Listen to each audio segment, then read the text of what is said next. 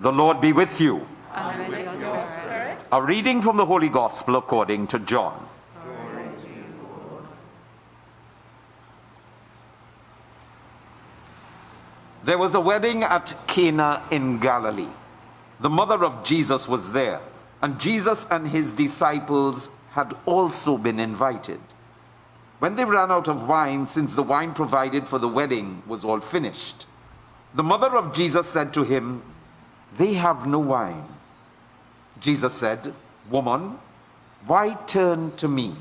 My hour has not come yet." His mother said to the servants, "Do whatever he tells you." There were 6 stone water jars standing there, meant for the ablutions that are customary among the Jews. Each could hold 20 or 30 gallons. Jesus said to the servants, "Fill the jars with water," and they filled them to the brim. "Draw some out now," he told them, "and take it to the steward." They did this. The steward tasted the water, and it had turned into wine. Having no idea where it came from, only the servants who had drawn the water knew. The steward called the bridegroom and said, "People generally serve the best wine first, and keep the cheaper sort till the guests have had plenty to drink. But you have kept the best wine till now." This was the first of the signs given by Jesus. It was given at Cana in Galilee. He let his glory be seen, and his disciples believed in him. The Gospel of the Lord. Praise to you, Lord Jesus Christ.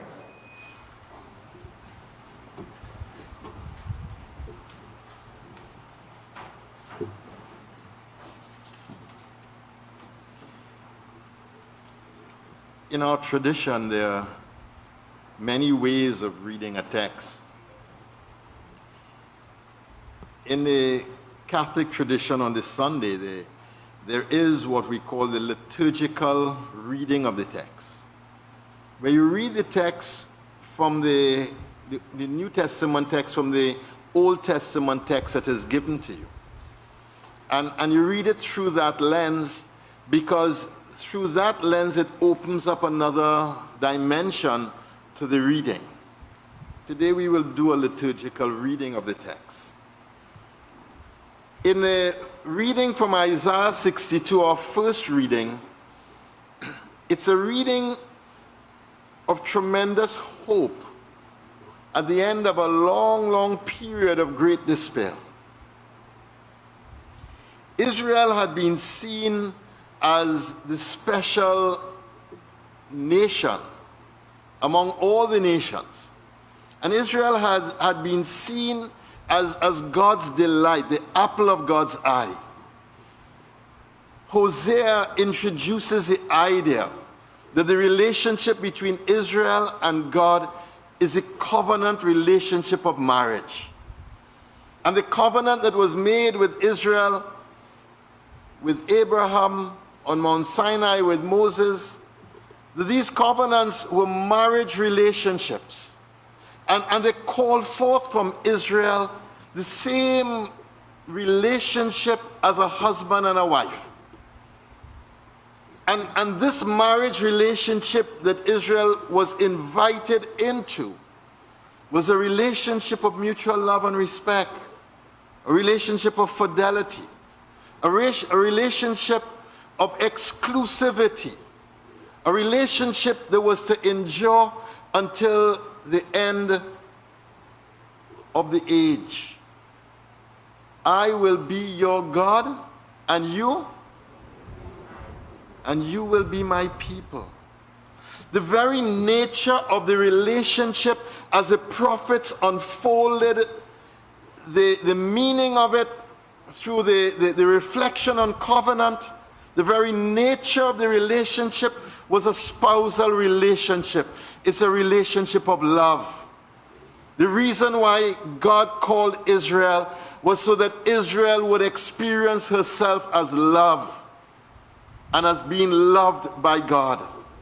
When Hosea the prophet who in his body and in his life portrayed God to Israel, one of his children was called unloved, because you refused to be loved by me. And the other one was no people of mine, because you can't be my people and I can't be your God. Every time Israel went to another God, went to idolatry, breaking the first commandment, the way the prophet spoke about it was not as a break in the first commandment. The way they spoke about it was as an infidelity between spouses. Infidelity between spouses. That's how they spoke about it.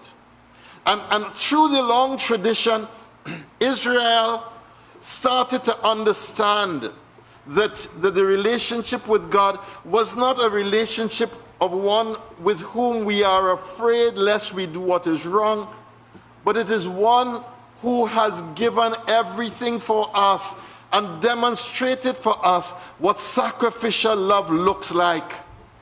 God had done everything to show Israel who God is as lover, as husband, as the one who is in love with Israel.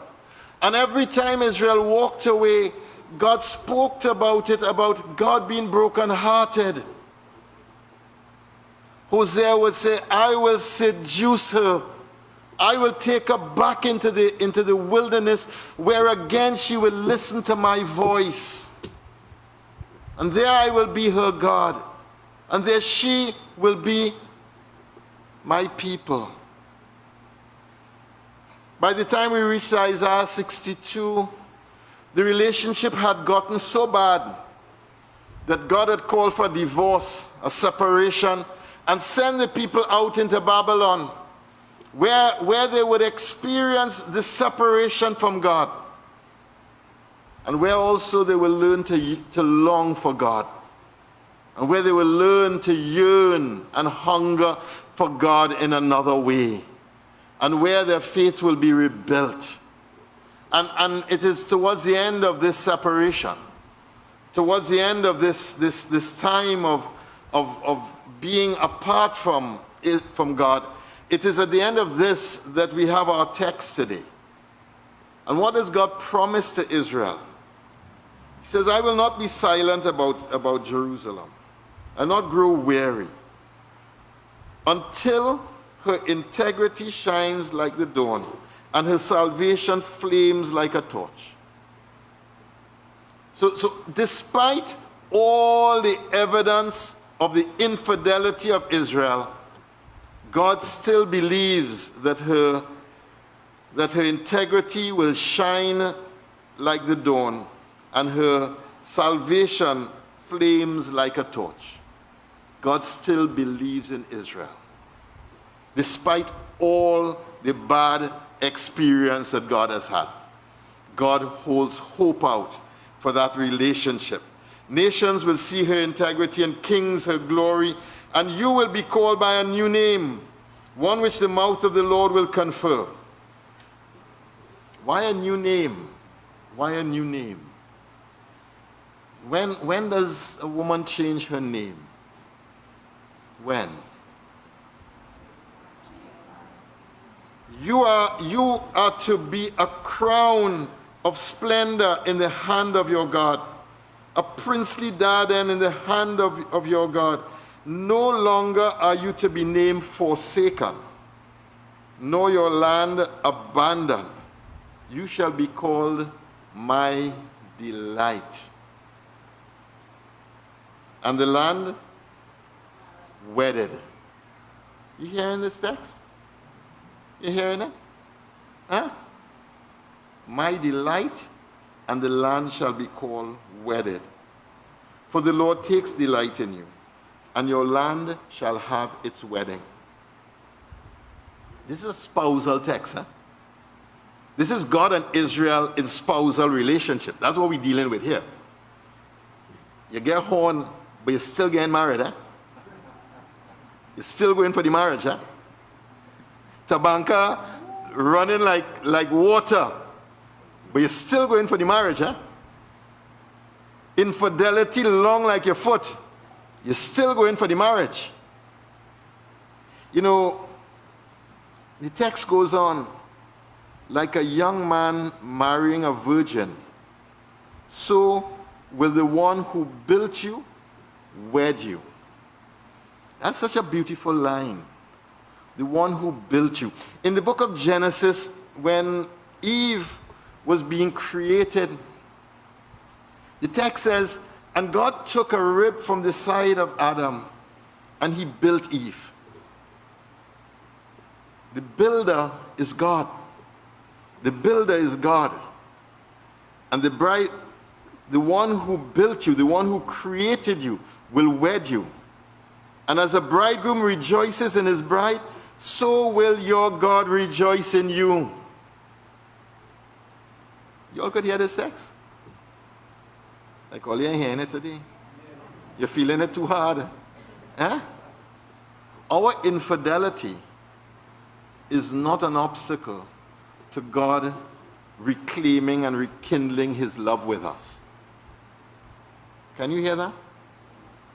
Our stupidities is not an obstacle to God rekindling and reclaiming his love with us.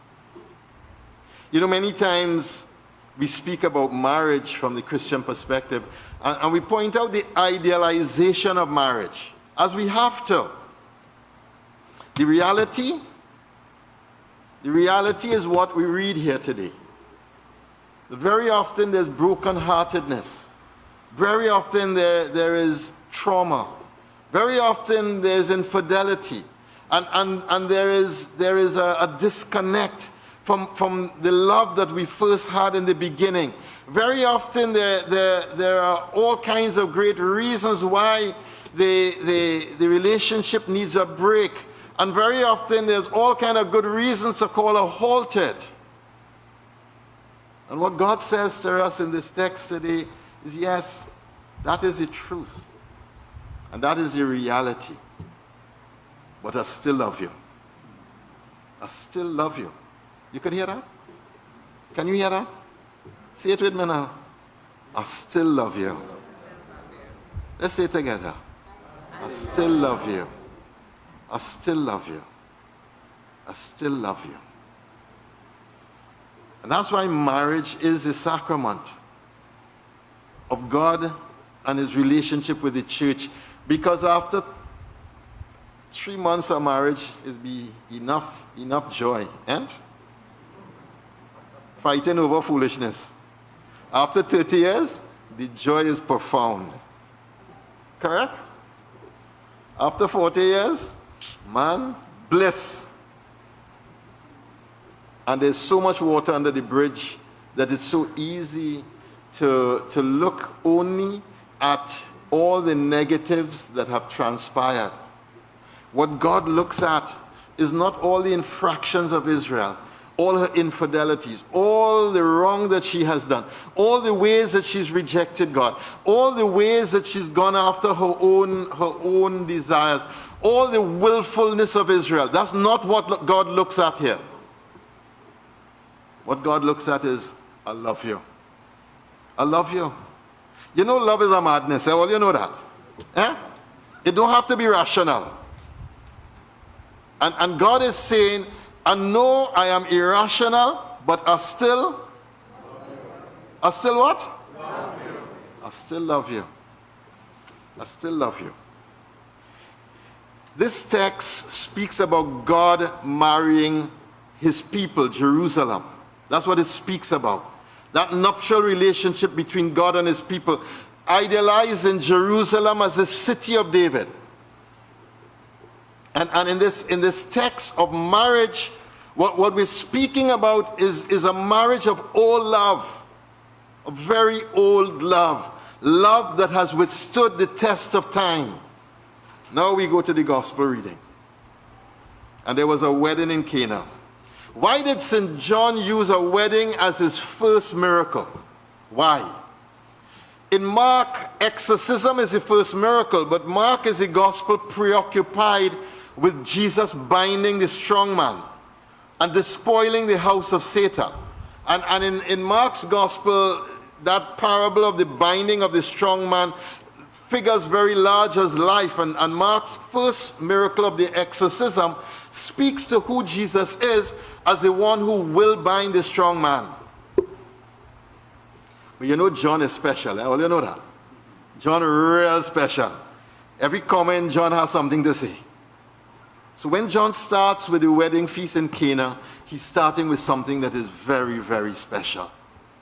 Because at that time in Israel, there was a belief that God would wed, the Messiah would be the bridegroom. And the bridegroom will come to wed the people. And the Messiah would be God's son, and the Messiah will come to wed the people, and there will be a nuptial relationship between God and his people through the Messiah who God will send. And this expectation came from the prophet Isaiah. But the other thing with it, and if you read Isaiah 25, which is a text we know so well from funerals, but it's really a wedding text. On this mountain, the Lord of hosts will bring rich food and fine wine, and there will be no more mourning, and the morning mist and the veil of our tears would have come to an end. On this mountain, the Lord will give us rich food and fine wine, and there will be a superabundance of joy on this mountain. So this whole idea of God as the Messiah, as a bridegroom king coming is what is lurking behind the first century Jews' understanding of the Messiah. And if you are a first century Jew, you would have had this notion that the Messiah king will come and he will wed his people. And that's why very often in the Bible, Jesus is spoken about as the bridegroom. When the bridegroom comes, they will not be fasting. And there are many, many references to Jesus as bridegroom in the Gospels. But here, there is a wedding. And all it says is the mother of Jesus was there, and Jesus and his disciples were also invited. Well, you know, them 12 boys, fishermen, eh? And you know, a wedding in Israel was a 7-day affair. All you're accustomed to cater for a wedding for one evening, not so? One evening. You know how much stress that is, isn't it? You know how much stress that is. And you know part of it is the food can run out and the wine can run out. You know that.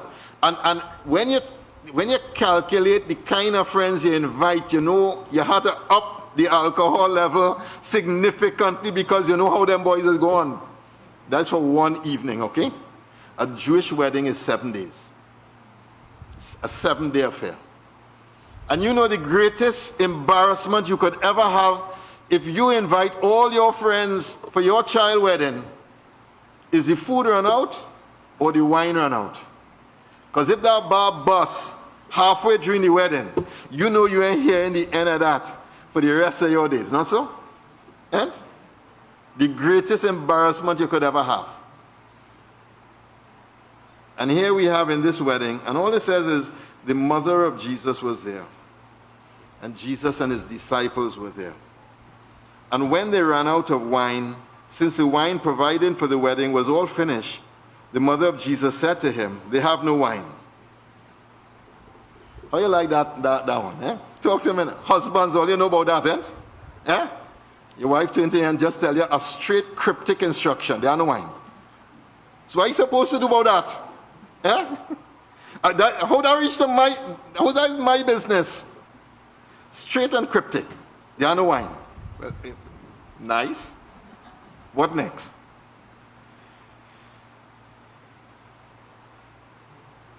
And Jesus said, woman, why turn to me? My hour has not yet come. Now that's more cryptic than the wine run out. Eh? First to begin, if I'm in a public event and my mother tell me something like the wine run out and I say, woman, help me now. All you know what coming next? Eh? All you see that movie already? All you done see that movie? Woman. Eh? You know how that movie going? And then the next thing is, my hour has not yet come. What are we talking about? This is John's gospel. And it is down at the Last Supper that Jesus will say, the hour has come for the Son of Man to be glorified. Glorify your Son with the glory which he had ever before the earth began.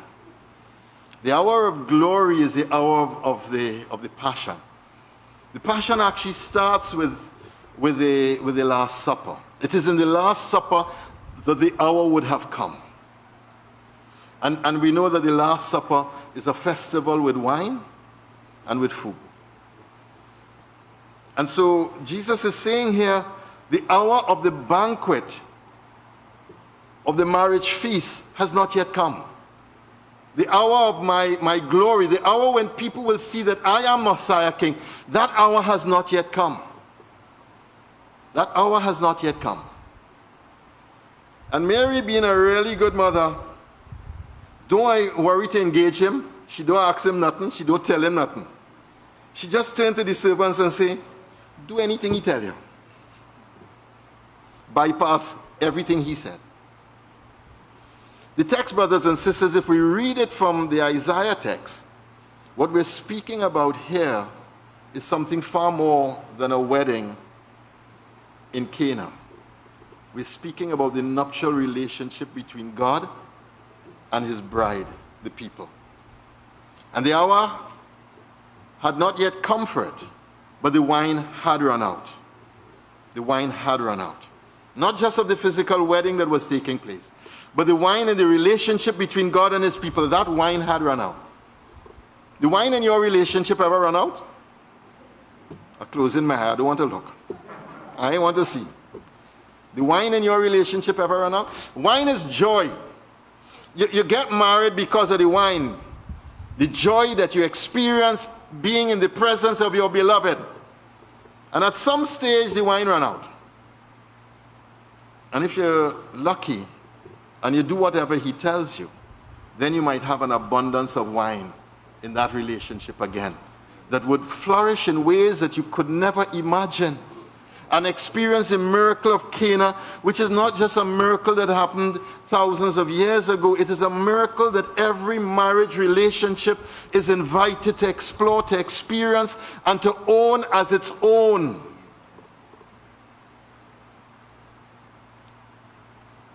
This text is speaking about Jesus initiating his ministry as bridegroom and marrying the bride. Because in the text, the person who is responsible for the wine is the bridegroom. Nowhere in the text is saying nothing about the poor bridegroom. They come to Jesus. There are stone water jars for ablution, for the forgiveness that we need for all the stupidities that we have done, for all the ways that we have defiled the marriage relationship with God. The stone jars represent the need of humanity to be absolved from our sin sickness. And God takes what should be used for the absolution and turns it into pure joy. Pure joy. And says, there's no need to be ashamed anymore. And no need to be disgraced anymore. No need to ponder the sins of your past anymore, because see, I am doing a new deed today. And I am marrying you. And you shall be my delight. And you shall know that I am your lover. Brothers and sisters, the text as it unfolds speaks about this transformation of the world, of the earth, of the people, as a people who have been rejected by God. For 400 years, there was no communication with Israel, between God and Israel. You know how long it is? 400 years. And now the wedding is beginning. The wedding is beginning. But as the wedding begins, what we also know is that in John's gospel, the Eucharist is the wedding feast of the Lamb and his bride. We know that. John tells us that very plainly. And the wedding feast, the Eucharist, is a betrothal between the bridegroom and the bride, where in Jewish law they actually are married. And the cross is a consummation of that wedding. And therefore, Jesus is interpreting the hour, the Eucharist and the cross, from the imagery of the bridegroom and his bride. And interpreting what we do in the Eucharist not as something that we come to with drudgery. And that's why the priest will say this is the blood of the new and eternal covenant.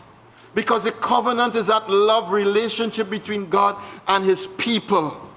And in that love relationship between God and his people, what we have is a God who has given us everything when we did not deserve it. A God who showed us the extreme of love by giving himself on the cross for your sake and for my sake. And if God could love us this way, how could we not love one another? How could we hold back either from God or from each other? Brothers and sisters, the joy of the gospel is that we have a God who loved us when we did not deserve to be loved, and who has given everything for us, when what we deserved was a stone jars for ablutions. That's what we deserved. Finding ways to be absolved of our sins. And instead of finding ways to be absolved of our sins, God married his people. God married his people. In this text, Jesus is the bridegroom. He is the one who sees about the wine. And as Isaiah said, there was an abundance of rich, fine wine. The steward said it's the best wine he ever had. It's 180 gallons of wine the man make. You know, Jesus was a Catholic, all you know that. He wasn't a teetotaler, you know. Because he didn't just make a little bit of wine to solve a problem. He made an abundance of wine to make a statement.